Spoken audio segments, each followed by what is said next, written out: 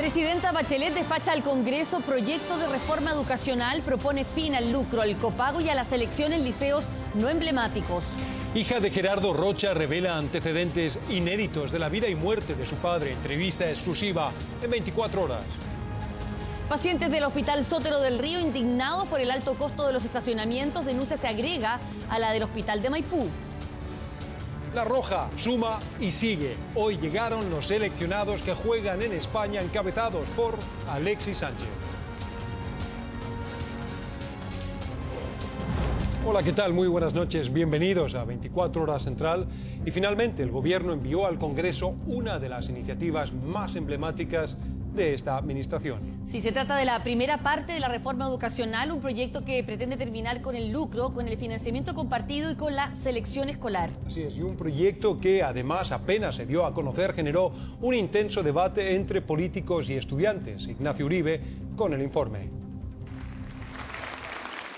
Es una de las firmas más emblemáticas de la administración Bachelet, a juicio del gobierno, uno de los proyectos más importantes de la historia de la educación chilena.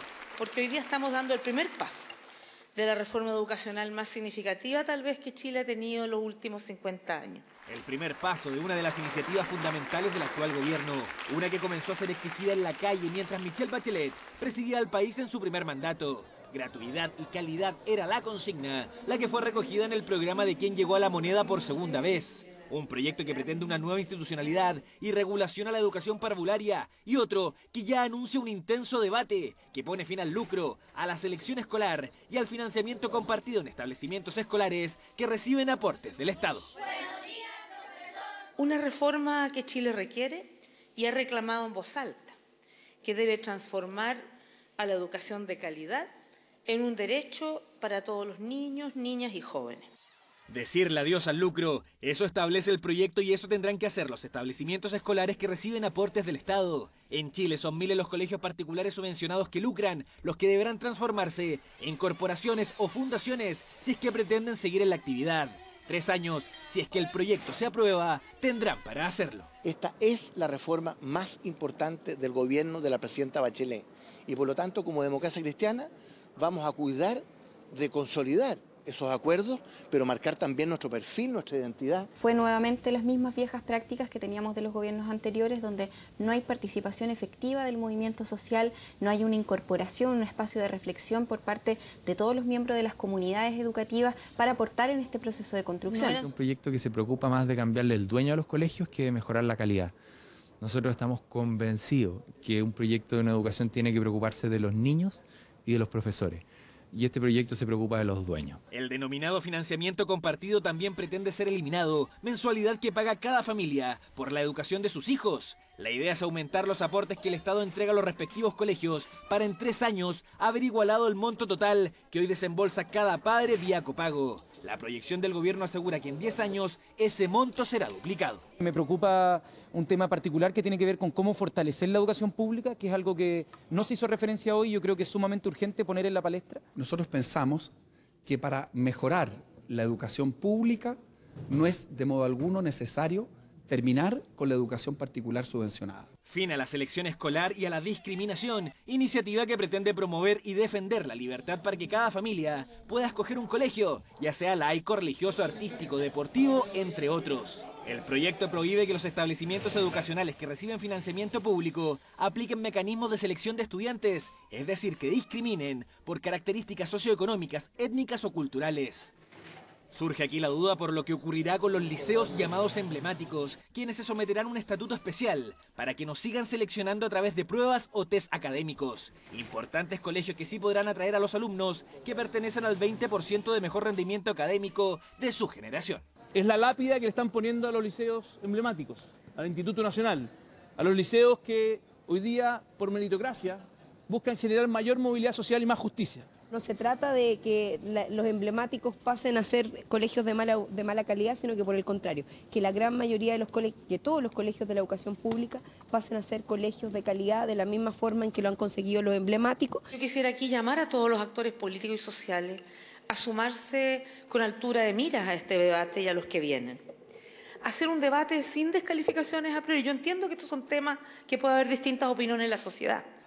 Otro de los proyectos que ingresará al Congreso es el que crea una nueva institucionalidad para la educación parvularia, un primer nivel educativo, al que se busca normar, fiscalizar, evaluar y apoyar de mejor forma. Para ello, lo que se quiere es crear una nueva subsecretaría y una intendencia de educación parvularia y construir 4.500 nuevas salas cunas, equivalentes a 90.000 nuevos cupos para niños menores de 2 años.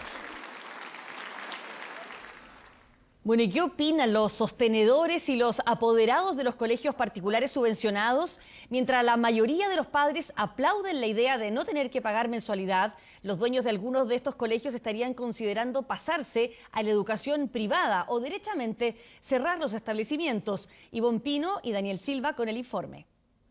Creo que debemos estar en una situación de alerta en este momento, como colegios particulares subvencionados, y evaluar responsablemente si las condiciones que se plantean nos hacen posible seguir trabajando. Cambiar de giro, vender o cerrar son las opciones que están barajando miles de sostenedores de colegios particulares subvencionados en todo el país. El anunciado cambio en las reglas del juego encendió las alarmas en un sector que concentra el 53% de la matrícula en Chile. En el caso nuestro lo que existe es preocupación. La primera etapa de la reforma educativa establece el fin del lucro. Ningún colegio que reciba recursos del Estado podrá hacer retiro de utilidades o excedentes.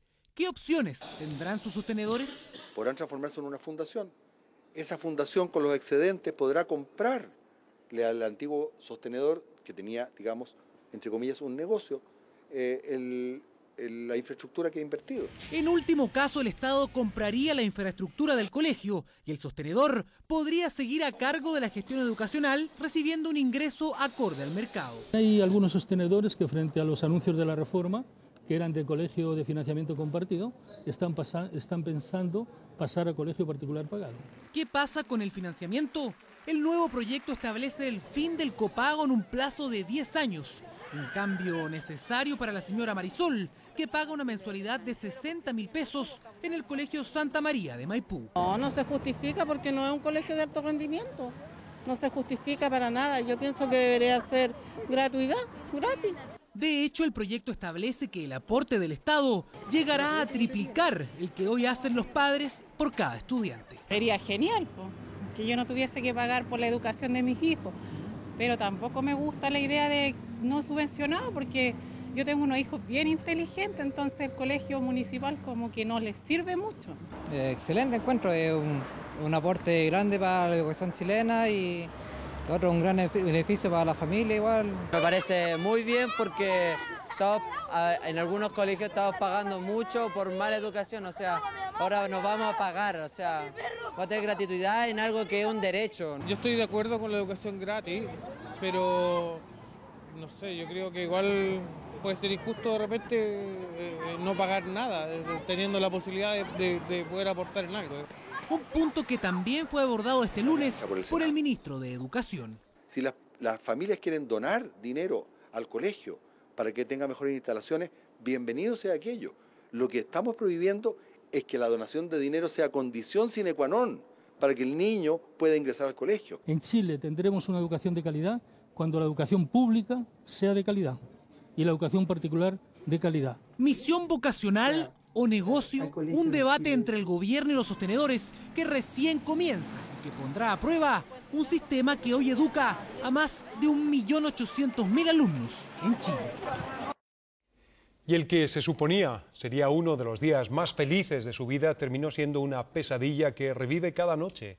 Es la historia de Alejandra Avendaño, que justo el día de su matrimonio fue chocada junto a su marido por un conductor ebrio.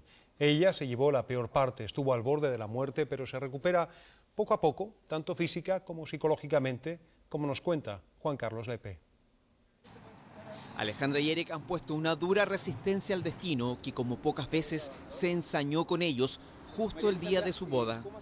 Un hito que en el caso de ella también es una cicatriz, o más bien una herida que aún no termina de sanar.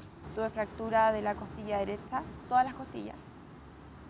Fractura de cadera en 4 partes, fractura de clavícula izquierda y fractura de omóplato derecho. Además de un daño hepático severo, grado 3. Todo comenzó el 1 de marzo pasado, después de su fiesta de matrimonio. Giorgio Latrop, quien conducía en estado de ebriedad, se pasó una luz roja y colisionó el taxi en el que se trasladaba el joven matrimonio. Íbamos en verde y ahí se me apagó, ¿cómo se dice? La tele. Quedé en negro, me fui a negro, no me acuerdo de nada. Y lo que sí me acuerdo como mucho dolor en el cuerpo, como un dolor que te quema por dentro, que tienen que haber sido las fracturas y que me tranquilizan, una voz me tranquilizaba, me decía tranquila, tranquila, no te muevas, no te muevas. Luego de eso me fui a negro de nuevo y desperté en la clínica. A 2 meses y medio del accidente, Alejandra cree estar en un 60% de su capacidad. Una mejoría con tintes de milagro en el que las cicatrices físicas comienzan a cerrar, no así las psicológicas. Quedé con daños en el cuerpo que quizás no se ven, pero con deformidades, que voy a tener que llevar el resto de la vida por un irresponsable que por tomarse 2 tragos casi me mata. Yo espero no quedar con dolores crónicos que me dijeron que iba a pasar, con de repente sueños terribles que tengo, pesadillas. Es súper, me tienen que rearmar físicamente y psicológicamente. Alejandra estuvo a punto de morir. Hoy convive con una mezcla de sensaciones. Tengo minutos en que me da un poco de rabia, me da pena, pero yo estoy preocupada de mi recuperación y de contener, si es que puedo, a mi marido y a mi familia. Imagínate, para mi marido verme en silla de ruedas debe ser terrible. Y si yo no le digo que estoy bien, ¿quién lo levanta? Ella, en ciertos momentos en que yo estaba devastado, ella me levantaba diciéndome: Eric, me voy a poner bien, luchemos juntos, de esta salimos. Entonces cuando tu mujer te dice eso, chuta, ya, ok, tú no puedes decaer.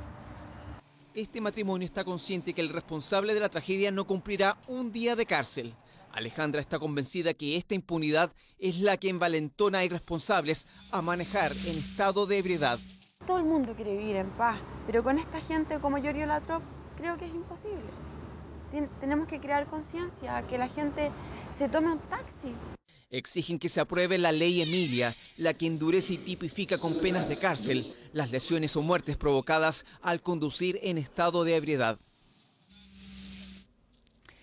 Bueno, logró salvar a su hija de 9 años, pero ella murió en medio del incendio que anoche consumió 18 viviendas del campamento Juan Pablo II de Lo Barnechea. Esta mujer y los otros damnificados llevaban años esperando la construcción de sus viviendas definitivas. Sergio Ramírez y Francisco Moreno con la nota.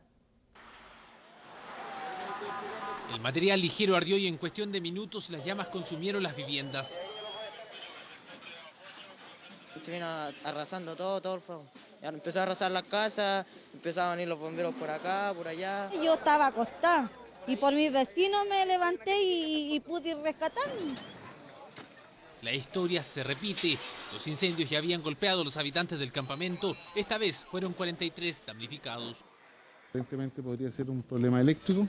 Son casas de material ligero, la gran mayoría, bastante propensión a la propagación. Las dificultades son el lugar, muy complejo para poder ingresar. No había forma de controlar el avance. Las angostas vías de acceso dificultaron el trabajo de bomberos, también la falta de grifos. Los vecinos angustiados las emprendieron contra los carros y los mismos voluntarios. Al inicio tuvimos, sí, efectivamente algún enfrentamiento con algunos vecinos, menores, pero sí tuvimos algún grado de empujones y cosas menores. No hay expresión más elocuente. Aquí murió Nancy Ortiz Zapata. No alcanzó a huir del fuego. La hija se estaba quemando su pelito y ella, por salvar a su hija, creo que quedó atrapada en el fuego y... No pudo escapar. Sus vecinos sí lo lograron, pese a que las vías eran estrechas. ¿Esto ocurre por qué? Porque las casas están hacinadas, la gente vive apretada, la electricidad es mala. Esta bicicleta fue lo único que rescató a esta familia. Salimos con los puros puestos. De ropa prestada, nos prestaron anoche todas las cosas. No sacamos nada. Hice una piecita para arriba y a la final aquí en la calle. Nada, recuperé nada. Este anuncio por parte del municipio, que data de agosto del año pasado, es el que indigna a este concejal. Asegura que ha habido falta y retrasos en la entrega de la solución habitacional de casi 400 familias que ya tienen sus subsidios. Porque si efectivamente eso hubiera sido como se lo prometieron en bastantes reuniones a todos estos habitantes de este campamento, ¿no estaríamos lamentando este espectáculo que estamos siendo testigos en este momento. Este campamento no da para más. Los vecinos han esperado por años una solución. Viven en contraste, rodeados de grandes empresas y terrenos de alta plusvalía. El municipio respondió a los cuestionamientos. Los que construyen casas en Chile es el Ministerio de la Vivienda, no son las municipalidades. Lo que está haciendo la municipalidad es colaborar en la gestión, en primer lugar, y en segundo lugar, en el financiamiento. Estamos hablando de viviendas que tienen un subsidio de 500 UFs, pero valen 1.400 UF. Una vez que tengamos el terreno, efectivamente ahí nosotros podemos comenzar ya la construcción efectiva de las viviendas. Lo único que le puedo asegurar es que efectivamente Bienes Nacionales es quien a nosotros nos va a dar el punto de partida en el fondo para poder ejecutar estas obras. Por ahora se anuncia la entrega de mediaguas amobladas y subsidios de arriendo para los afectados. ¿Qué pasará con la solución definitiva? Esa está en manos de la burocracia. Esto no tiene nombre, podría decirse. Es casi 100% público, menos el estacionamiento. Comprobamos que no es necesario que un hospital esté concesionado para cobrar a sus pacientes por aparcar. En el Sotero del Río puede usted llegar a desembolsar hasta 7.000 pesos. Las autoridades van a pedir explicaciones a las concesionarias y exigir que se termine con el cobro excesivo en los recintos de salud públicos. Juan David Ayala con la nota. Mira tú, la gente aquí común y corriente está ayudando y tú te quedas ahí. ¿Qué es lo que soy? Dígame dónde por Messi. Mire la señora. ¿Cómo funciona el estudio? Fue la molestia, la angustia, la indignación de estas personas que mientras llegaban de emergencia con un familiar al hospital El Carmen de Maipú, les cobraron por estacionar. Una realidad que este lunes comprobamos no solo se da en los recintos de salud concesionados, sino también en los públicos. En Puente Alto, el principal hospital del sector sur de la capital, el Sotero del Río, entregó la administración de los aparcaderos a privados. Cualquiera que llegue en vehículo antes de la atención recibe este papelito. Este es el ticket de estacionamiento. Perfecto. A mí me parece que no corresponde, porque es un hospital público. Y aparte la atención es tan lenta que mientras más se demora uno más paga. Acá solo los 15 primeros minutos son gratis. Claro que los pacientes aseguran que ese beneficio no siempre opera. Entré en el taxi y nos pasaron el papel y él tuvo que pagar después al salir. Y me esperó 5 minutos. ¿Cuánto te cobraron de estacionamiento? 400, no estuve ni 15 minutos. Se supone que eran 15 minutos gratis. ¿Qué te parece esta situación? Hay que aceptarlo, ¿no? Resignación entre los pacientes, a los que no les queda otra que pagar, montos que incluso llegan a ser más altos que en una clínica privada o incluso que un centro comercial del sector oriente de Santiago. Desde el Ministerio de Obras Públicas instruyeron al coordinador de concesiones para que se reúna con los directivos de los hospitales públicos para solucionar este problema y que de ser necesario incluso se modifiquen los contratos. Para el usuario tiene que tener el mismo estándar de costo que tiene cualquier hospital público. Por lo tanto, si el resto de los hospitales públicos del país los costos son más bajos o no existen, ese tiene que ser el estándar de estacionamiento también en los hospitales de Maipú y la Florida. Esta norma tiene que estar integrada en los contratos. Sobre la responsabilidad en la implementación del cobro por estacionamiento, se les pedirá explicaciones a las concesionarias y también a los recintos públicos, porque como comprobamos, el cobro de estacionamiento hoy no distingue entre hospitales concesionados o 100% públicos. Y el primer cultivo de marihuana en Chile con fines medicinales es el polémico proyecto que busca autorizar la Municipalidad de La Florida. Se trata de una plantación de cannabis sativa para aliviar el dolor de pacientes con cáncer. Esteban Roa tiene los detalles. No reemplaza la medicina tradicional tras una quimioterapia, pero dicen que con solo una gota se puede aliviar el dolor del tratamiento. El largo proceso de remojar, filtrar y someter la cannabis sativa al calor para obtener esta resina, un aceite que por primera vez busca producir con autorización un organismo público. Lo conocían hace muchos años los pueblos originarios de América, esto no es nada nuevo. Lo que pasa es que el prejuicio nos ha llevado a pensar de que la cannabis sativa solo tiene efectos recreativos en una plaza con un cigarrillo de marihuana. En esta hectárea, la Municipalidad de La Florida busca autorizar el primer cultivo de marihuana en Chile con fines medicinales. La idea es producir este aceite para ayudar a 200 pacientes con cáncer. Da mucho dolor muscular después de las quimioterapias, mucho dolor muscular y mucho dolor a los huesos. Y con eso se me relajaban y funcionaba bien durante el día, ningún problema. No me perdía, porque con las pastillas yo me perdía 5 días al mes. El 2002 a Esmeralda López le diagnosticaron cáncer de mama, el dolor de la quimioterapia y el alto precio de las pastillas que le hacían desembolsar 300.000 pesos al mes. La llevaron a buscar tratamientos alternativos. Así conoció la marihuana, una planta que actualmente está dentro de las denominadas drogas duras en Chile. No le podía yo contar a todo el mundo que consumía eso, porque todavía hay gente que dice, ay, pero ¿cómo se le ocurre? Y los niños me veían que tomaba tecito nomás. Aunque la ley 20.000 permite el consumo personal de marihuana, Esmeralda tuvo que seguir este tratamiento casi en la clandestinidad. Hoy, de ser aprobado este proyecto, podría ser una de las beneficiadas con el aceite de cannabis que sería entregado gratuitamente por el municipio y la Fundación Daya.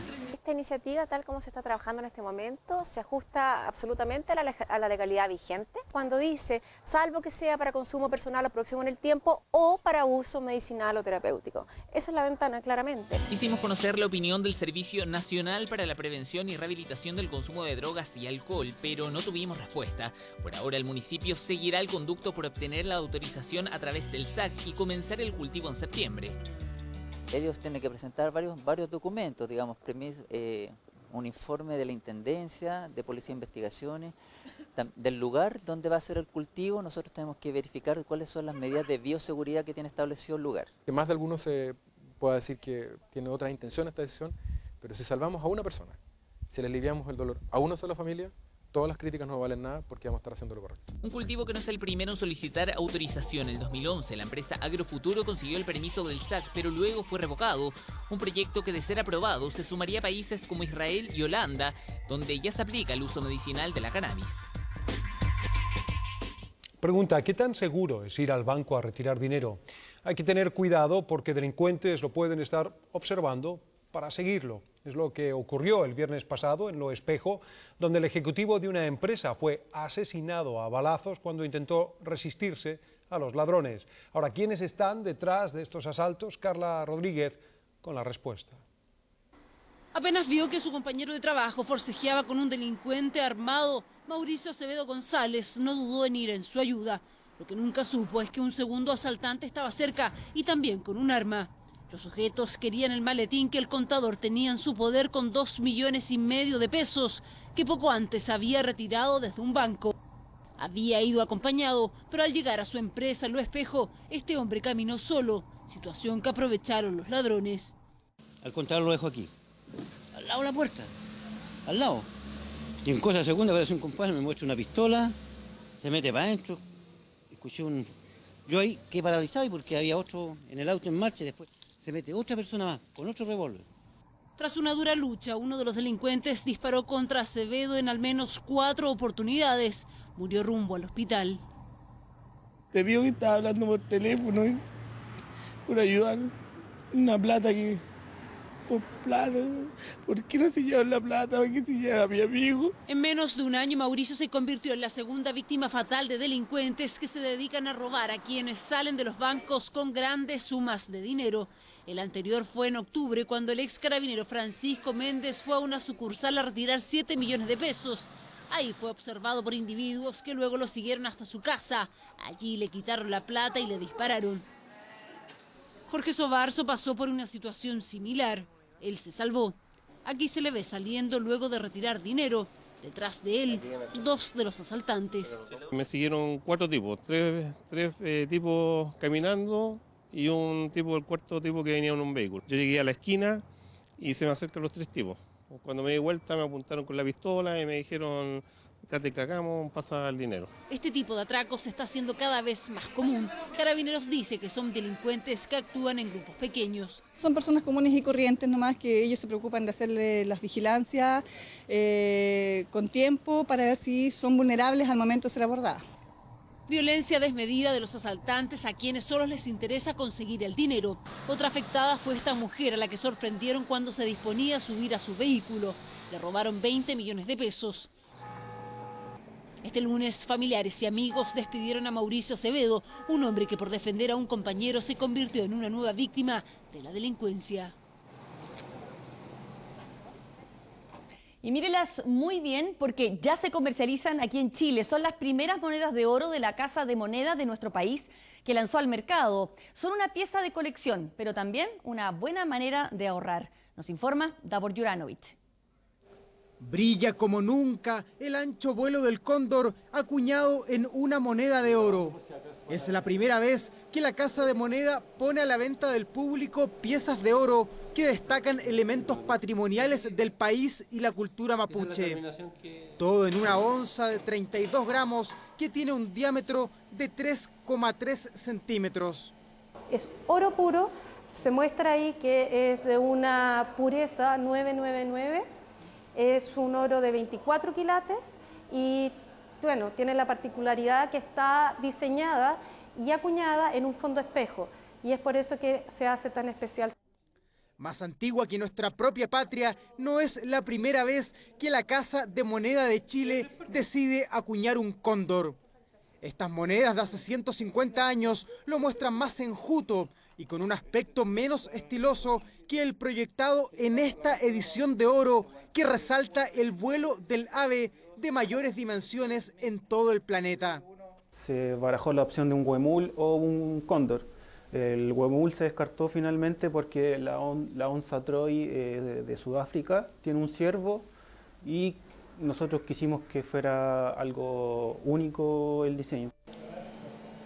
Chile eligió el cóndor y el cultrún para la primera onza Troy de este siglo.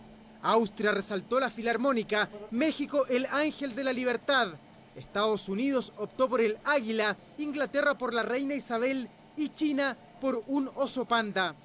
Todos acuñados en una base de oro puro que se tranza a nivel internacional como una forma no tradicional de ahorrar dinero. Hay inversionistas que lo que buscan es una apreciación de su capital, o sea, que su capital aumente en el tiempo, y hay inversionistas que lo que buscan es mantener su capital. En ese sentido, el comprar oro me da esa posibilidad, ¿no? El oro no tiene fluctuaciones muy fuertes si uno lo ve en un periodo muy largo de tiempo. Nosotros también pretendemos sacar durante este año a lo mejor una media onza Troy que también se comercializa dentro del mercado y que es muy especial porque nosotros podemos con eso hacerlo un poco más asequible al público. Hoy se pusieron a la venta y ya se transaron 6 de las 500 monedas acuñadas en esta edición limitada. Cada una cuesta 1.186.900 pesos y viene acompañada por un certificado de autenticidad que lleva el vuelo del cóndor hasta el siempre cotizado mundo de la numismática.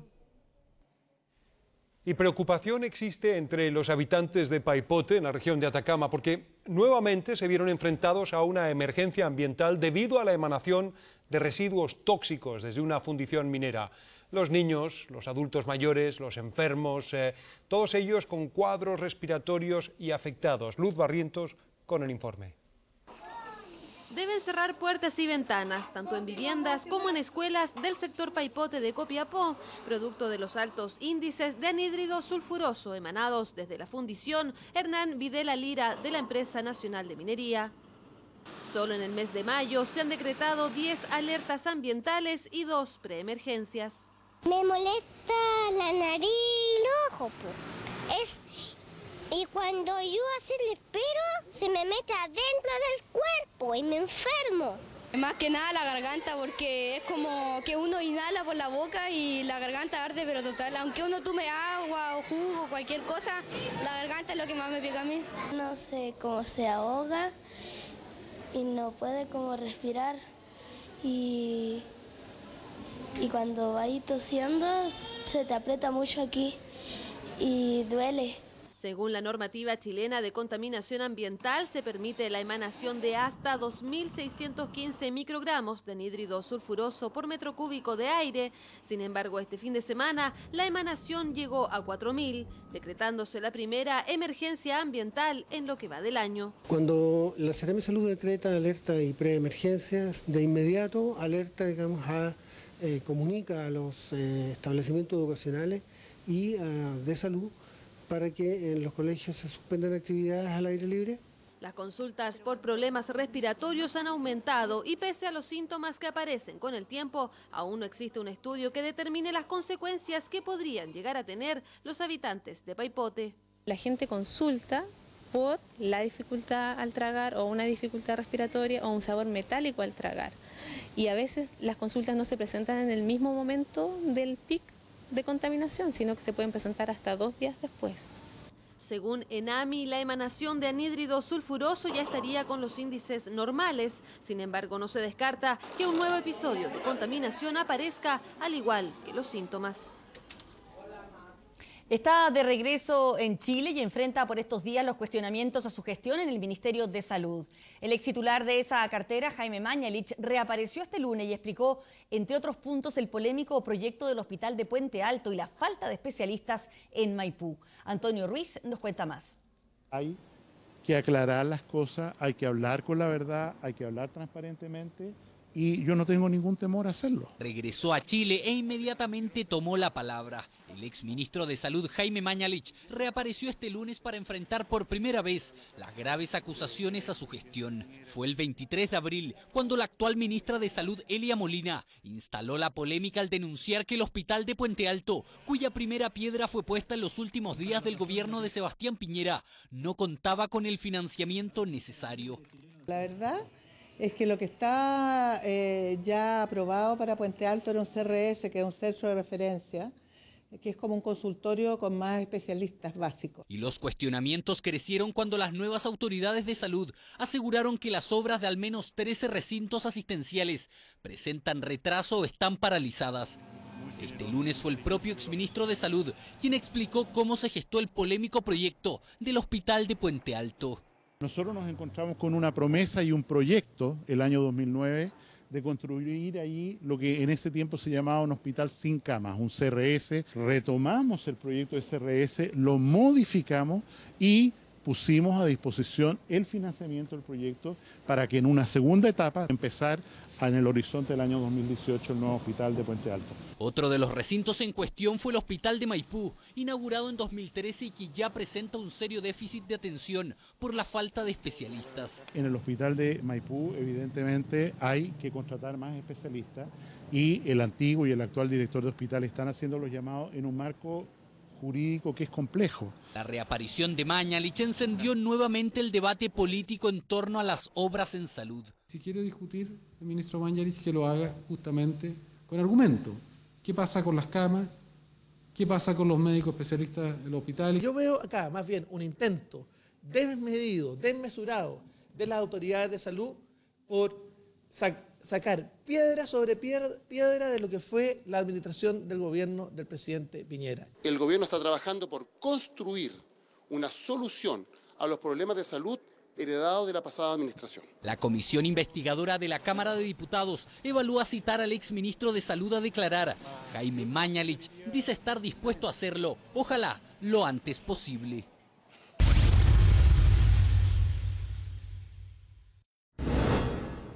Una empresa que opera en Chile con capitales de la Universidad de Harvard está plantando especies exóticas como el eucaliptus en reemplazo del bosque nativo en Chiloé.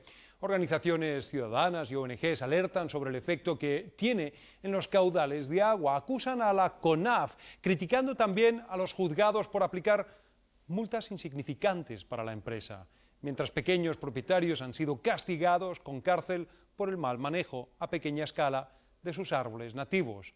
Marta Escalona y Sergio Viedma nos cuentan. Aquí estamos en la zona sur de la comuna de Ancud. Es uno de los sectores donde esta empresa agrícola brinsal dependiente de la Universidad de Harvard es donde concentra su mayor patrimonio, alrededor de 1000 hectáreas. Tenía bosque nativo hasta hace 4 o 5 años, hasta que esta empresa llegó y empezó a deforestarlo para establecer sus plantaciones de eucalipto. La empresa de capitales internacionales invierte en Chile desde 2004. A la fecha ha comprado por lo menos 19 predios en la isla de Chiloé. Cerca de la mitad de sus terrenos ya están plantados con eucaliptus. En al menos 2 predios talaron el bosque nativo aún existente y lo reemplazaron por eucaliptus. Nadie detectó la infracción, al menos nadie lo hizo a tiempo. Hubo predios cuya tala ilegal prescribió incluso y la CONAF no lo detectó. ¿Cómo se han extinguido las más de 10.000 hectáreas de bosque nativo que hoy le faltan a Chiloé? ¿Cuánto es y quiénes son los dueños de lo que queda? ¿Cómo fiscaliza la CONAF? ¿Cuándo fue la última vez que sobrevolaron Chiloé?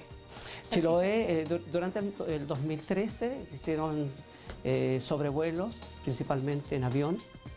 5 horas fue el año 2013 que sobrevolaron. y cómo y a quiénes están sancionando los juzgados de policía local. ¿Cuánto dinero le dijeron que tenía que pagar? Bueno, el parte me lo sacaron de 15 millones. Bueno, hay que enfrentar nomás lo que venga. Si me dejan afuera alojado o tengo que ir adentro a pagar los 15 días, voy a estar nomás. Voy a estar adentro. Nunca haya estado yo en estas cosas, nunca han dado la justicia, primera vez.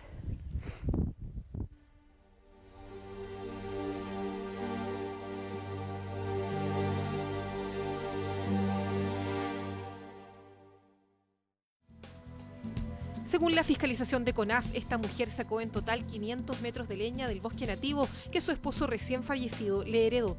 El juzgado de policía local de Río Negro le aplicó una multa de 15 millones de pesos. La Corte de Apelaciones la redujo a 5. Como no tiene el dinero, tendrá que pagar con cárcel.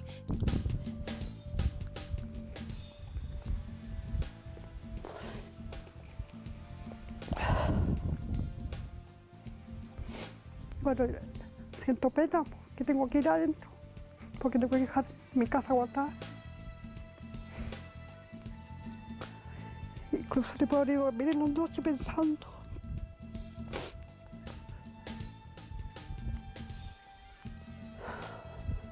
Ya fue notificada de la sentencia. Se prepara para entregarse a Carabineros. ¿Me puede llevar? No, porque tengo...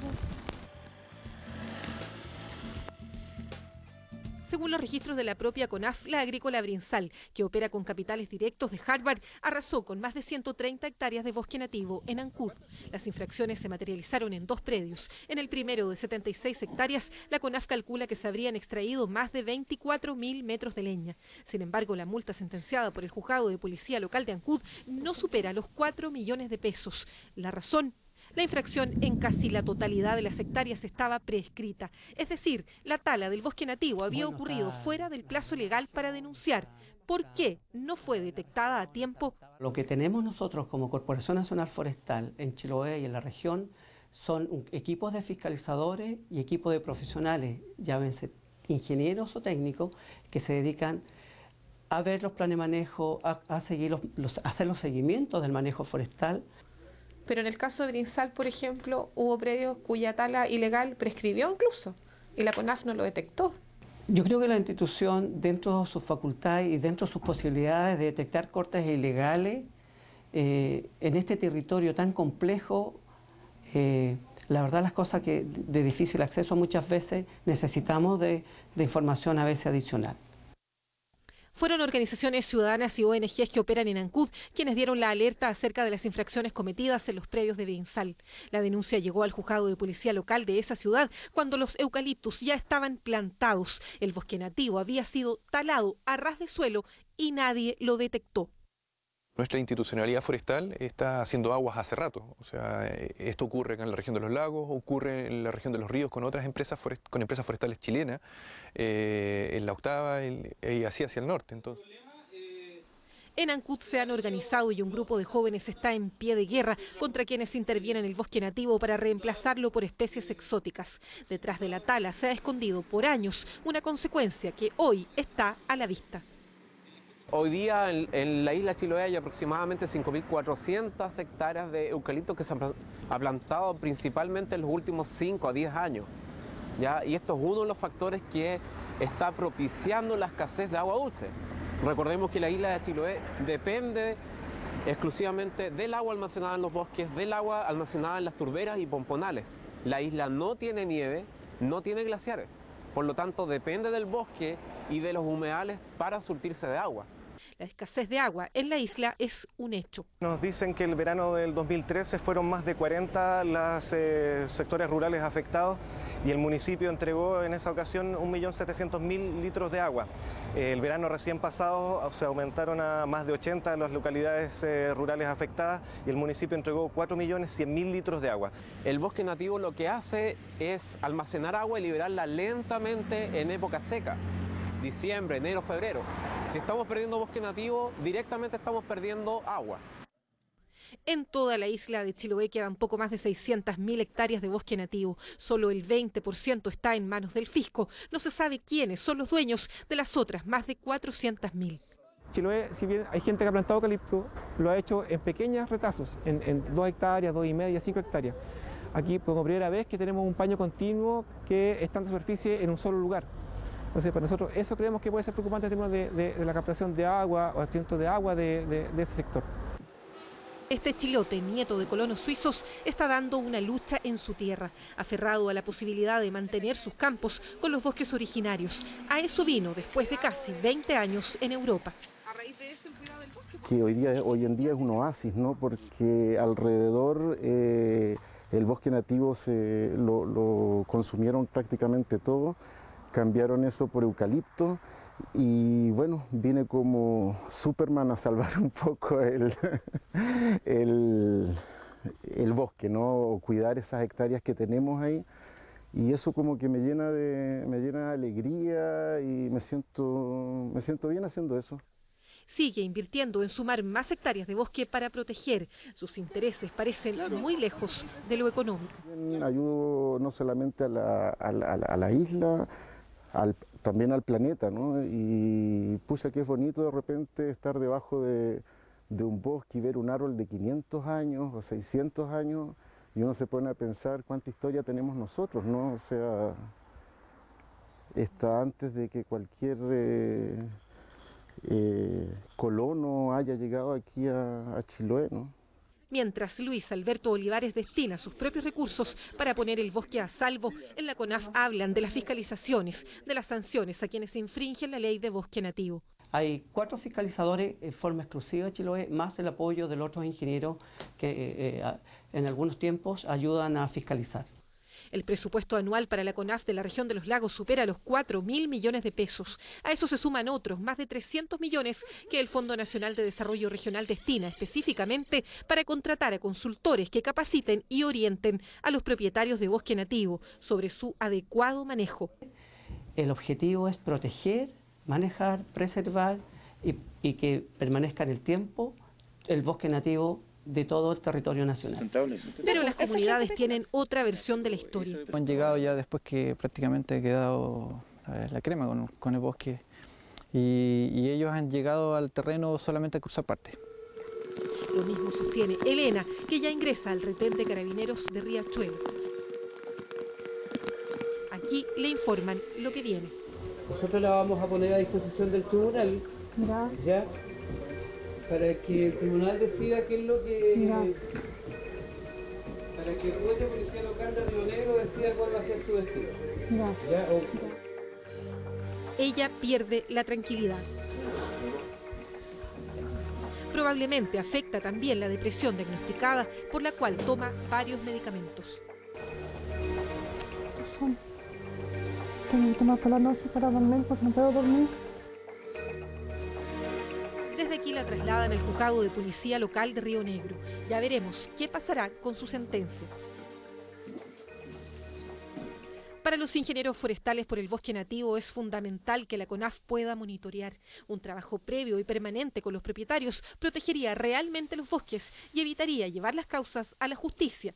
En esto también son críticos. Este tipo de hechos no es considerado un delito, es considerado solamente una falta. ¿Y por qué recaen estas causas en los juzgados de policía local? Tal vez estas causas deberían ir directamente a los tribunales ambientales. En Chiloé se producen al año más de 1 millón de metros cúbicos de leña. La CONAF solo tiene 500 planes de manejo vigentes. No se sabe cuántos están sacando leña sin control. Tampoco se sabe cuántos de ellos sobreviven solo de esta actividad. En Europa se paga a gente para que no corten el bosque, ¿no? Entonces, al recibir dinero del gobierno, alguna subvención, la gente ya no está cortando el bosque, ¿no? La sentencia de Elena debe comenzar a cumplirse. La jueza le informó que esta noche dormirá en la cárcel.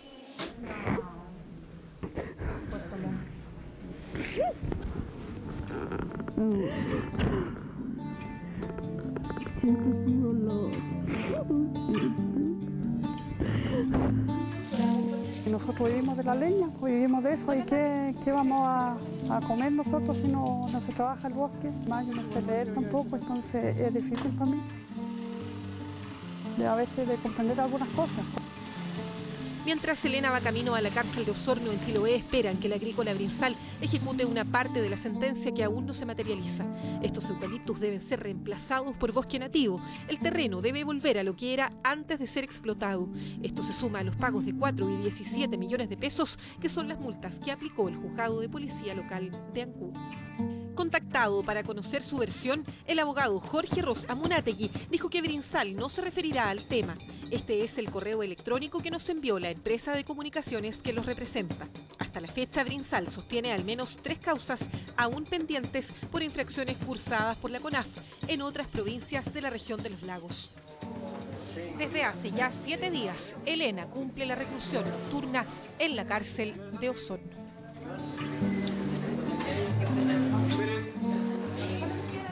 Increíble la historia de Elena. Vamos con otra historia. 5 años se cumplen de la tormentosa muerte del empresario educacional Gerardo Rocha, fundador de la Corporación Santo Tomás y de varias universidades en el mundo. En un intento de homicidio quedó mortalmente herido y tras su agonía, la pugna por su herencia enfrentó a sus 2 matrimonios. Carla, su única hija, ha decidido contar su historia en un libro que nos adelanta en exclusiva y donde surgen amistades insospechadas de su padre, desde el general Contreras a Caradima, como nos cuenta Claudio Fariña.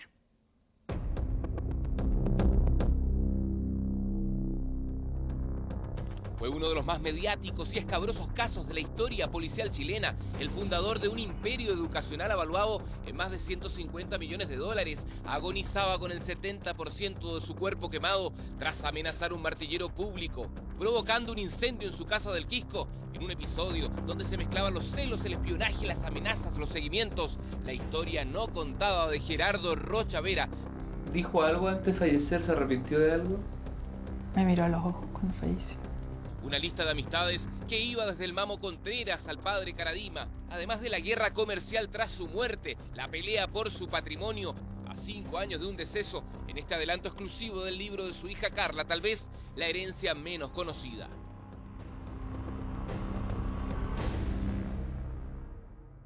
Yo creo que mi papá era demasiado complejo como para conocerlo así de buena primera. Incluso para mí como hija, creo que nunca lo terminé de conocer. Porque tenía fantasmas, tenía miedos, tenía cosas que yo no entendía. De repente se desaparecía y nadie sabía dónde estaba. Tenía muchos conflictos, esto de haber sido una persona humilde y haber crecido tanto y haber hecho tanto. También le pasaba que se sentía un incomprendido. Un incomprendido, dice su hija, que quiso saber si Fernando Oliva había abusado sexualmente en el pasado de su segunda mujer, Verónica Espinosa, y que para eso quiso darle el susto de su vida, regando su casa con benzina y gatillando una explosión que lo alcanzó a él mismo. Sí, claro, acá fue donde mi papá pasó 76 días postrado. Y siempre que paso por acá me produce cosas, obvio. Acá murió, acá le hicieron el tratamiento. Acá llegó desde Reñaca, cuando fue el accidente. Él no podía hablar, él podía decir sí y podía decir no con la cara. Entonces, él estaba acostado, estaba vendado entero. Y en ese cuadro comienzan, dice Carla, las presiones de los socios de su padre, propietarios de un porcentaje en el Grupo Halcón, que ofrecen por tiempo limitado comprar la universidad con informes que la asustan. No van a acreditar a la Santo Tomás, le dicen. Y yo lo único que hice fue llorar y llorar y llorar y no paraba de llorar. Mi papá estaba grave, estaba detenido, había otra persona fallecida, teníamos a la prensa encima. Yo le leí el informe a mi papá, el informe de la RAIN Vial, que en el fondo hablaba de todas las razones por las cuales había que vender Santo Tomás urgente y que no la iban a acreditar. Y mi papá lo único que hacía, porque podía mover la cabeza sí o no, y él movía no. Aparecen las personas que quieren aprovecharse de la situación y quieren comprar Santo Tomás a precio de huevo. Nos cortan los dividendos, entonces a la familia nos dejan sin ese sustento de dinero y diciéndonos un escenario catastrófico de que Santo Tomás iba a quebrar a partir de lo que sucede con mi papá. Que no le iban a dar la acreditación. Era mentira, ¿me entiendes? Pero era muy grave. Pero eran parte de las presiones que se usaban para que se vendiera Santo Tomás mientras mi papá estaba vivo. Encontraba muy fuerte la poca empatía que hubo con nuestra situación. La acreditación se da por razones técnicas y no por lo que hagan sus dueños. A Carla la convencen y finalmente no vende a la mitad de lo que le proponían los empresarios. Y toda esa pugna estará relatada en un libro que llevará por nombre Simplemente Gerardo. El protagonista de un brutal ascenso social, hijo de un camionero que estudió en el Liceo de Hombres de San Bernardo hasta convertirse en millonario. Se va a llamar Gerardo, porque yo creo que a partir de ahí se teje una historia. Surgen las mini historias en estos 76 días que él está en la clínica. Lo pensé mucho, pensaba hacerlo ficción, pero finalmente es un libro 100% verídico, a riesgo de demanda. Pero voy a contarlo todo como yo lo sentí, yo lo viví. Por ejemplo, el tema de la plata, que yo antes contaba que él era tan austero, que siempre arrendábamos casa. De repente también se puso más materialista. Por ejemplo, se compró un departamento súper lujoso y los nietos no podían entrar porque le podían ensuciar las cosas. Eso como que no, para mí no tenía que ver con lo valórico que le habían enseñado. O sea, eran más importantes las cosas que los niños. Carla piensa que hay un punto de inflexión en la vida de su padre. Fue en cuarto medio el año en que partió a intercambio a Norteamérica una familia de misioneros muy ricos. Y él va a Estados Unidos y como que esta persona sencilla le abre la cabeza, se le abre un mundo y él empieza a tener una visión más amplia de las cosas. Como se sentía súper incomprendido en Chile porque él sentía que él decía una idea y que acá nada era posible. En cambio, él la decía en Japón, la decía en Estados Unidos, la decía en Europa y sí se podía. A pesar de su fortuna, el origen le penaba a Rocha. Y cada cierto tiempo, como te contaba, decía que yo soy rasca, es que yo soy como de ese mundo, como queriendo pertenecer a un mundo rasca y comportarse como tal. Era como ese el discurso, en el fondo, como yo soy rasca, yo hago estas cosas de rasca. Se metía el lío, no me atrevo a decirlo por televisión, la verdad. ¿El lío amoroso? Sí, yo creo que sí. ¿O sexuales? Puede haber sido. Porque era un hombre súper sano, sin vicios, pero el tema de las mujeres era un tema complicado para él. La vida de Rocha se va complicando conforme crece su imperio y empieza a abarcar a insospechados personajes. Que él entabla una amistad con Manuel Contreras. Y de hecho el gorilón que le llamas tú, surge de él. Debe haber unidad de causa y la condena se debe efectuar por el conjunto del problema. Entonces, como que es raro que empieza como a admirarlo, como que empieza a hablar de él como que fuera lo máximo y... el general Contreras de la DINA. Sí. En el proceso consta que César Osores, el guardaespaldas que acompañó a Rocha a la Casa de Oliva, lo había conocido por la intermediación de un sacerdote. Acá Carla cuenta que fue el Mamo Contreras quien los contactó. Era un ex carabinero y es él que desde la cárcel le da el dato. Entonces, es un personaje muy complejo. ¿Y Gerardo iba a ver al general Contreras a Punta Peuco? Sí, lo iba a ver. Lo iba a ver y le pedía consejo y le decía lo que le estaba pasando. Si hubo un sacerdote en la vida de Rocha que ejerció algún grado de influencia, ese fue el padre Fernando Caradima. ¿También él conoció a Caradima? Sí. Y una época que lo admiraba mucho y otra época que no le gustaba, que lo encontraba clasista. Él iba a la iglesia y tomaba apuntes de todas las cosas que él decía. Estaba en la iglesia tomando apuntes. No, en serio. ¿Cuando Caradima hablaba? Sí. Tomaba apuntes. ¿Le gustaban las prédicas? Sí, le gustaban las prédicas. Él iba a misa todos los días. A ver, mi papá pasaba por dos etapas. Que muy religioso, extremo, y después que él se aleja totalmente de la iglesia y ahí empieza como el tema de la plata, como el tema... se mete en esta segunda relación. Rocha se aproximaba de mala forma al sexo opuesto. Una compañera de curso de Carla, iniciando la enseñanza media, se lo dijo ella misma. No, una vez vi efectivamente como que le gustó una compañera mía. ¿Manifestó algo o tú lo notaste en su...? No, mi compañera me lo dijo. ¿Qué te dijo? Viejo fresco. ¿Por tu papá? Sí, fue duro. 11 minutos fue duro. Porque éramos muy chicas, entonces... ¿Qué edad tenía? 14 años. La rigurosidad de Rocha en la crianza de sus hijos tenía que ver con una autoimpuesta santidad. Me acuerdo que una vez cuando chica me hacía ducharme con agua helada y yo era súper chica, yo llegaba cochina al colegio, mis compañeros me molestaban, pero es que él le dio porque había que ser santo, porque él quería que fuéramos santos. Entonces, en pleno invierno nos hacía ducharnos con agua fría, pero yo no me duchaba, entonces yo estaba en dar el agua y yo me lavaba las manos nomás. Y después yo sufría, porque en el colegio me agarraban así, me decían tenís piñén y me molestaban por andar sucia. Era como demasiado, o sea, por ejemplo, yo como que, no sé, si yo estaba enferma, era culpa mía porque yo andaba débil de conciencia, entonces como yo andaba débil de conciencia, se bajaban las defensas y ahí aparecía la enfermedad, entonces todo era así, entonces uno vivía con mucha culpa, o sea, porque a mí como hija era duro, como que estaba súper orgullosa de este padre. Yo no puedo empatizar con las políticas actuales, un poco de satanizar a la educación privada, porque yo por lo menos con mi padre no lo viví, nunca lo vi escuchando voy a ganar tanto y me voy a hacer rico con esto. O sea, de hecho, él arrendó casa toda la vida. ¿Tu papá no lucró con la educación? Él ganó sin duda, pero ya después de más de 25 años de carrera, el resto todo lo invertía. ¿Pero él los excedentes los reinvertía en educación los reinvertía también en otros negocios? No, él no tenía otros negocios. O sea, a los 27 años él hizo el primer proyecto de universidad privada en Chile, que después él lo cedió a las dos universidades que se hicieron, a la Universidad Gabriela Mistral y la Universidad Central. Pero el primer proyecto de universidad en Chile lo hizo mi papá, pero a él no le dieron el permiso. Entonces, años más tarde convencería al mismísimo Angelini. Rocha estaba a punto de hacer una universidad con puros cheques a fecha. Angelini tenía un edificio en Agustinas con Amunati, un edificio muy bonito que se lo querían arrendar un banco. Y mi papá fue y lo convenció, mi papá era muy joven, y lo convenció de que se lo arrendara para la Universidad de Santo Tomás con un cheque a abril.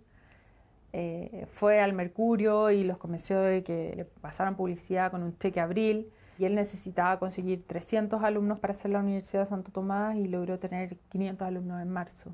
Me estás diciendo que hizo la universidad así con puro cheque a fecha. Con cheque a fecha. Y que convenció a Angelini. Sí, lo convenció para que... Y a Edward también, de paso. Sí, eso sí, así fue.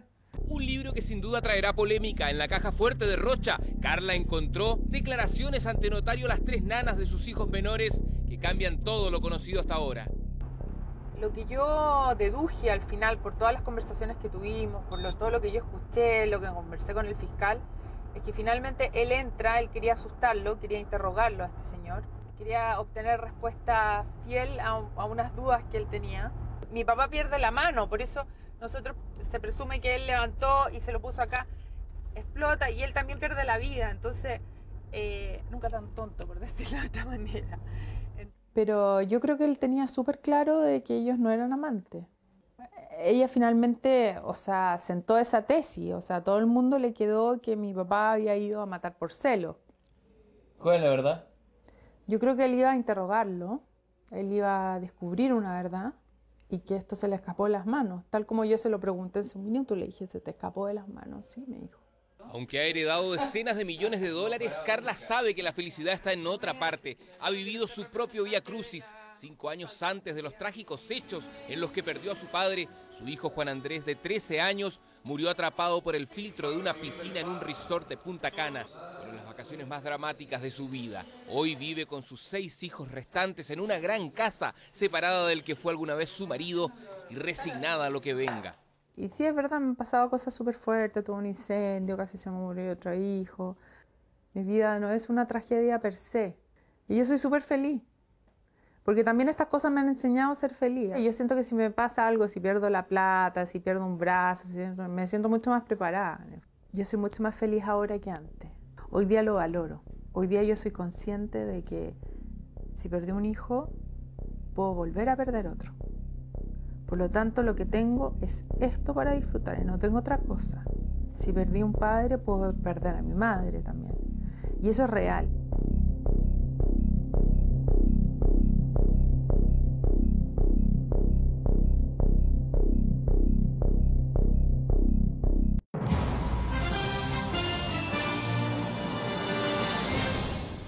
Bueno, se confirma la desaceleración. En el primer trimestre la economía chilena creció solo un 2,6%, la cifra más baja en los últimos 4 años. Según informó el Banco Central, durante el primer trimestre del 2014, el crecimiento económico de Chile, medido a través del Producto Interno Bruto, creció un 2,6% en el primer trimestre de este año, confirmando lo que decíamos, la desaceleración de la que vive el país. Según los especialistas, la menor velocidad de la economía chilena se debe a la baja que ha venido experimentando la inversión debido al menor dinamismo de China, los altos precios de la energía y la incertidumbre por la reforma tributaria. A estos factores sumar una reducción en el consumo, sobre todo de bienes durables, como viviendas, autos y artículos electrónicos como televisores. El ministro de Hacienda dijo que esto no es sorpresa y responde a un ciclo económico mundial que comenzó hace más de un año. Y volvían de rezar, de compartir como todos los domingos, pero finalmente no pudieron regresar con vida a casa. Se trata de los hasta ahora 32 niños que fallecieron en Colombia tras incendiarse el bus en el que viajaban, luego de asistir a un culto cristiano. Las causas de esta tragedia, que además dejó 18 heridos, apuntan a una grave imprudencia de parte del chofer. Carlos Morales nos amplía. Estalló y en solo minutos las llamas lo consumieron totalmente. No hubo mucho tiempo para escapar. Tragedia que enluta a decenas de familias en Colombia, quienes tuvieron que presenciar con dolor cómo desde el interior de este bus sacaban en bolsas los restos de sus hijos. Menores de entre 2 y 12 años pertenecientes a la iglesia pentecostal, quienes tras asistir a un culto cristiano como de costumbre, abordaron este autobús en el municipio de Fundación, departamento de Magdalena, para volver a sus hogares. A menos de 4 cuadras de trayecto, el vehículo se incendió. Y todo el mundo comenzó a gritar y a correr para todos lados. Yo reaccioné y me tiré por la ventana. Testimonio de un pequeño sobreviviente, uno de los 43 niños que iba a bordo. La mayoría de ellos no pudo escapar. Tengo la niña Dana Paola Daza Sierra, que iba a cumplir 12 años, que venía también en esa excursión con Scarlett, la otra hermanita de ella, que tiene 9. Desafortunadamente, pues lo que me cuenta la menor, que ella sí saltó por la ventana y que la mayor no pudo. Habían unos niños dándole golpe a los vidrios y le daban con la cabeza y corrían todos para atrás y eso fue tremendo, eso fue grande, eso es un infierno prácticamente. Tragedia ocurrida supuestamente por una negligencia del chofer, quien según la policía habría echado gasolina al bus desde un recipiente con combustible de contrabando cuando se produjo la explosión. Una irregularidad que se investiga mientras ya se determinó que el vehículo no poseía salidas de emergencia y que su capacidad era solo para 38 personas y no para las 50 que iban a bordo. Tampoco tenía revisión técnica. El conductor sería puesto hoy a disposición de tribunales. Familias que exigen justicia y que hoy recibieron la visita del presidente Juan Manuel Santos. Consuelo que, sin embargo, parece lejano para una tragedia tan dramática como evitable.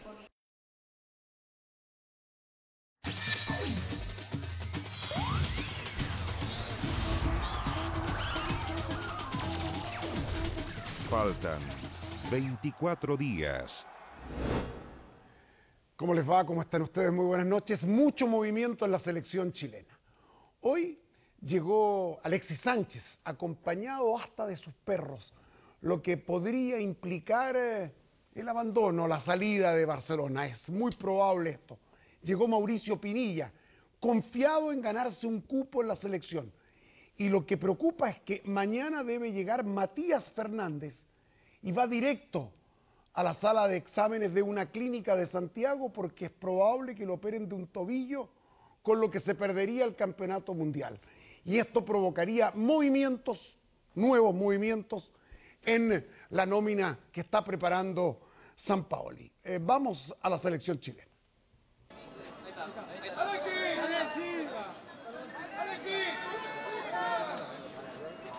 Entre gritos y aplausos, Alexis Sánchez llegó a Santiago, salió por el VIP del aeropuerto, saludó a los hinchas y de inmediato se preocupó de Atom y Humber, sus 2 perros golden que lo acompañaron en el viaje.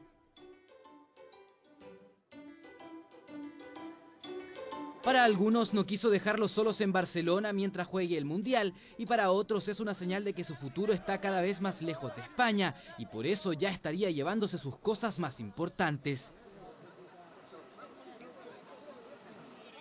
Messi, marcado por Miranda, Alexis, ¡gol! ¡Tremendo!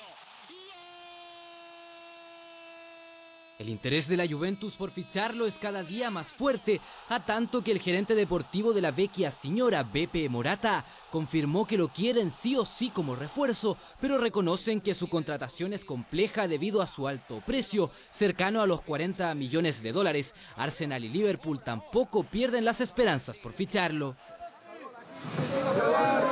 A la llegada de Sánchez se sumaron las de Bravo, Orellana, Vargas, Isla, Mena y Pinilla. Con esto, Sampaoli ya cuenta con 24 jugadores. Solo restan por incorporarse Marcelo Díaz, Matías Fernández y Francisco Silva, que lo harán este martes, completando la lista de 27. Con toda la ilusión de poder formar parte de este grupo que va a defender a Chile en el Mundial. Es la ilusión de Mauricio Pinilla. Sabe que es el único delantero centro del plantel tras las salidas de Canales y Paredes. A pesar de eso, yo no me siento seguro para nada y voy a luchar mi cupo hasta el final. ¿Cuánto pesa la experiencia europea de cara para estar dentro de los 23 definitivos para Brasil 2014?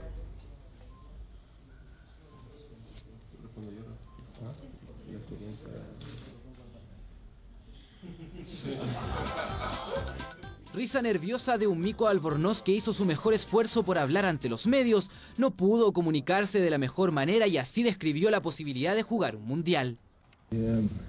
Entrenar con la selección y con grandes jugadores y estoy muy feliz. Muy breve, Arturo, ¿cómo has estado estos días? ¿Cómo te has sentido? Muchas gracias. ¿Cómo va la recuperación? Muy breve, nada. Sencillamente, positivo, ¿todo bien? Grande Arturo. Tras el entrenamiento de la tarde, el plantel quedó libre. Arturo Vidal mantuvo el silencio, aunque en el cuerpo médico sigue generando confianza su favorable evolución. Sus compañeros no dudan en que llegará a la Copa del Mundo. Arturo un 50% es un fenómeno, así que por como es Arturo, creo que no creo que tengan problema de estar en condiciones para la fecha inicial. En el caso de no recuperarse completamente, la intención de Sampaoli es que igual viaje con el plantel para aportar con su experiencia. El entrenador no quiere dejar detalles al azar e incluso los 3 jugadores descartados, Canales, Paredes y Andía, tienen en sus manos un plan de entrenamiento que deben cumplir para estar listos para volver al equipo si el técnico los requiere. Y hay otro mundial que se juega en paralelo al de fútbol, el de las canciones. Cantantes famosos graban temas que después suenan y suenan durante toda la Copa del Mundo, como, ¿quién se va a olvidar, por ejemplo, del Waka Waka del Mundial de Sudáfrica? A ver, un poco de las historias y la historia de las canciones mundialeras.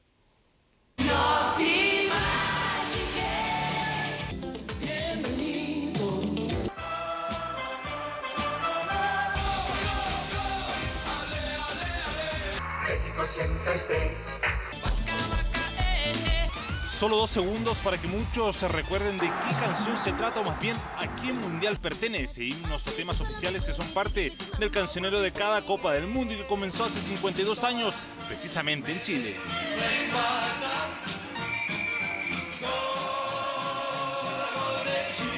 El single del rock del mundial de los Ramblers fue uno de los discos más vendidos en la historia de la música chilena y fue un tremendo impacto. Entonces, y me parece que es una canción de muy buena factura. De algún modo permitió que el rock, ¿no?, que era hasta ese momento una exploración importada, ¿no?, una copia cantando en inglés de músicos de otro país, se empezara a hacer en Chile cantado en español. Tanto así que en el 66 en Inglaterra, Lonnie Donegan, que era otro músico rock and rollero también, de algún modo quiso capturar un poco lo mismo.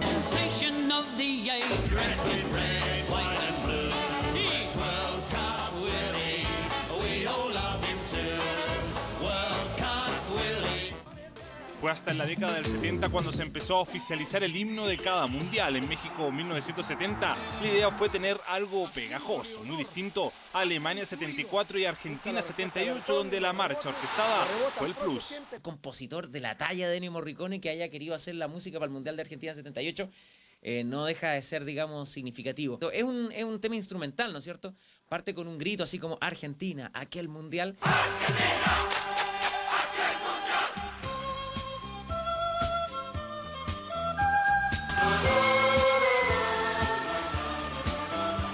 La marcha de Ennio Morricone tuvo aceptación casi inmediata, no así la de España 82, interpretada en ese entonces por el incipiente tenor hispano Plácido Domingo.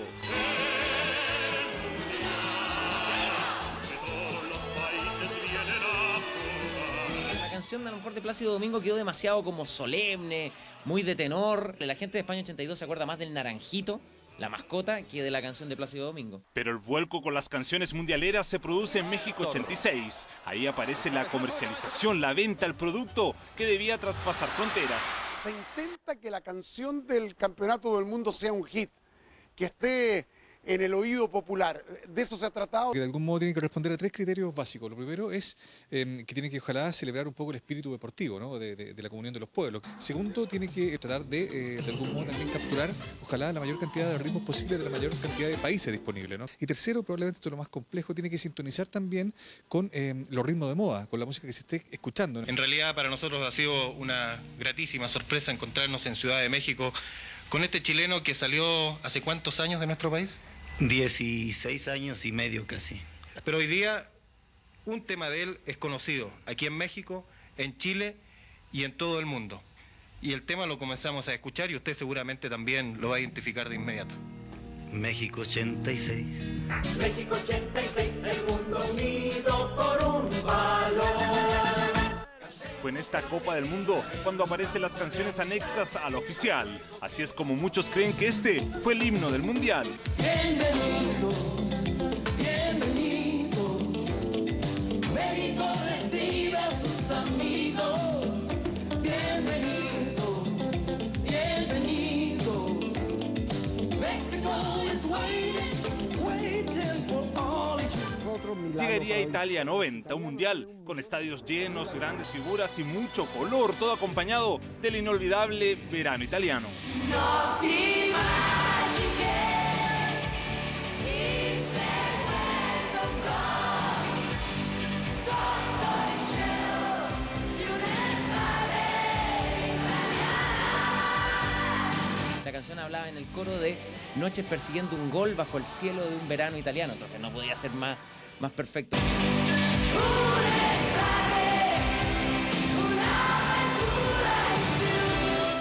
Yo veo muchas veces programas de la televisión italiana y veo a la Giannini cantando el tema del Mundial del 90, es decir, mantiene vigencia aún hoy.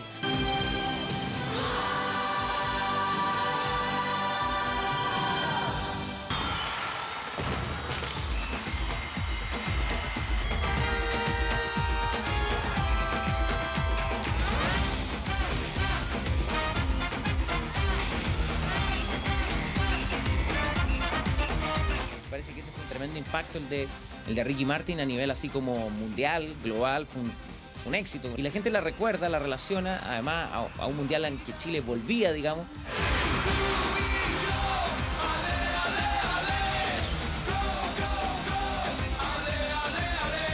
Saca Maldini, la levantan buscando a Salas. Marcelo, matador, Marcelo, matador. Se subió al cielo en una mágica escalera. Me quiero quedar ronco gritando el segundo de Salas.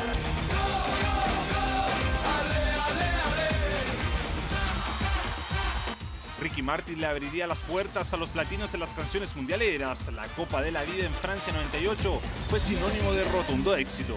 Sintonizó bien con lo que aspira el Mundial ahora, o digo, lo que aspira en la mente, digamos, de los organizadores, lo que ellos quisieran que se transformara esto, himnos globales. Y esos himnos globales no tuvieron efecto en Corea-Japón 2002 y Alemania 2006. Sus canciones se mantuvieron poco en el tiempo. En cambio, para el último mundial hubo un pegajoso tema que irrumpió con fuerza. Y la que más recuerdo también, porque me tenía hasta las Waka Waka, es la del Mundial de Sudáfrica. Ahora vamos por todo, te acompaña la certeza. Mira, mira, Sangalegua, porque esto es África. Samina, mira, waka, waka, Samina, mira, Sangalegua, porque esto es África. Siento que se ha desperdiciado una gran oportunidad, por ejemplo, con África, que probablemente es la cuna de la música popular, ¿no? Punto. Y sacar algo que esté a la altura. Terminan convocando una colombiana que hace un pastiche que es irreconocible, ¿no? Y si el 2010 uno rápidamente dice Shakira, Waka Waka, es que finalmente la que pegó fue esa. Hay muchas propuestas, Vamos a ver cuál pega en Brasil 2014. Claro, porque son 8 las canciones que serán parte del disco mundialero de Brasil.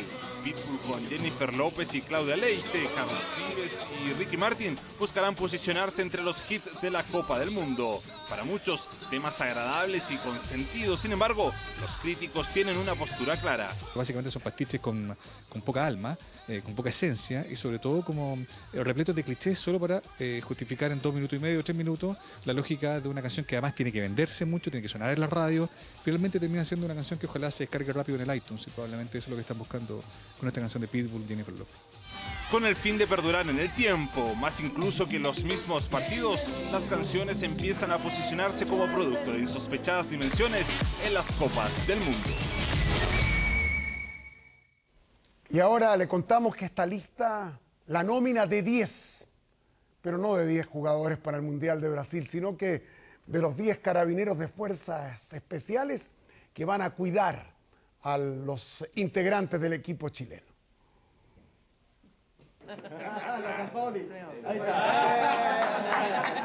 Estos son los elegidos de la verde mundialista que custodiarán a la roja en Brasil 2014. Son 10 oficiales que estarán a cargo de la seguridad del equipo de Jorge Sampaoli en los entrenamientos, el traslado y las concentraciones. Nos complace mucho que hayamos sido nominados y hayamos sido seleccionados para participar en esta tan importante misión institucional que es el resguardo de nuestra selección. Pero no crea que esta elección fue al azar. Todos los nominados por el alto mando de Carabineros han estado permanentemente ligados al deporte, o más bien dicho, a la seguridad en eventos deportivos. Unos al interior de los estadios y otros preocupados del resguardo y el traslado de la selección.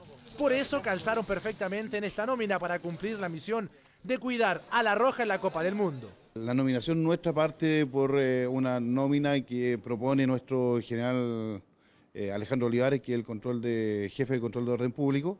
Como el presidente de la NFP. Más o menos. Y de ahí, lógicamente, va la nómina que oficialmente ya nuestra máxima autoridad institucional da el visto bueno y, lógicamente, que dispone la concurrencia nuestra y la nominación para participar en este evento. Usted sería como Jorge Sampaoli, que va a cargo de la delegación. Sí, más o menos, de los míos, y yo llevo la concentración de los míos. Bueno, primero que todo, con una tremenda felicidad como carabinero y como una tremenda felicidad como hincha. Bueno, nosotros no vamos a pasear, nosotros vamos a efectuar las coordinaciones con los estamentos de seguridad de Brasil para que nuestra selección pueda estar en las mejores condiciones posibles para lograr el mejor resultado. Desde el 4 de julio este grupo de uniformados será la envidia de los hinchas, ya que estarán 24/7 junto a las figuras del plantel. No lo demuestran, pero en la interna y tal como pasa a los equipos, quieren que el Mundial parta ya. ¿De portugués ya o no? La verdad que no todavía. ¿Pero se va a poner a estudiar algo de portugués? Sí, hay que estudiar algo para poder desenvolverse muy bien. Creo que va a tener el placer que muchos quisieran tener, de estar cerca de la... Es más, la seguridad, imagínense, ¿quién más está a cargo de la seguridad de la selección chilena? O sea, este mes ellos van a ser lo más importante en este país.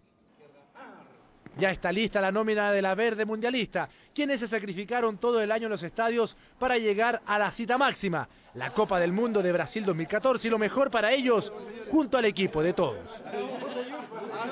A las 7:30 de la mañana debe llegar Matías Fernández desde Italia. Será la historia del martes con la eventual intervención quirúrgica al jugador de la selección. Ojalá con mala pata estamos. Con mala pata. Entre Vidal y Matías. No es chiste, ¿eh? No es chiste. Sí. Gracias, Chao. Pedro. Buenas Chao. noches. Y vamos a tomar contacto de inmediato con Sebastián Marchán, porque hoy en 24horas.cl los consejos sobre créditos hipotecarios, también subsidios a la vivienda, concitaron el interés de nuestros usuarios. Estamos contigo, Sebastián, ¿qué tal? ¿Qué tal, Amaro? ¿Cómo estás? Así es, porque en nuestra sección 24 horas te sirve tenemos importantes consejos para quienes estén pensando en tomar un crédito hipotecario, ya que la semana pasada un importante banco bajó fuertemente las tasas, por lo que hay expertos que prevén que otros bancos harán lo mismo. Ellos también aconsejan si conviene tomar un crédito ahora o qué hacer si ya estamos pagando uno. En 24horas.cl tenemos la calculadora del Ministerio de la Vivienda para saber si se cumple con el puntaje necesario también para obtener beneficios. Y en otro tema, Televisión Nacional y la cadena norteamericana Telemundo firmaron un acuerdo, como estamos viendo ahí en imágenes, para coproducir la serie Dueños del Paraíso, lo estamos viendo ahí en imágenes, original del chileno Pablo Illanes, creador de exitosas teleseries, digo, como ¿Dónde está Elisa? Ambas cadenas transmitirán en conjunto esta nueva serie luego del acuerdo firmado entre Marcos Santana, presidente de Telemundo Internacional, y Mauro Valdés, director ejecutivo de nuestro canal. Así que importantes noticias también para Televisión Nacional de Chile. Excelentes noticias ahí. Gracias, Sebastián. Que tengas una buena noche. Chao. Chao, que estés bien. Nos vemos. Bueno, y de esta manera nos estamos despidiendo y agradecemos como siempre que se haya informado con nosotros, a nombre de todo el equipo, por supuesto. Y nos vemos mañana. Que pase una buena noche. Chao.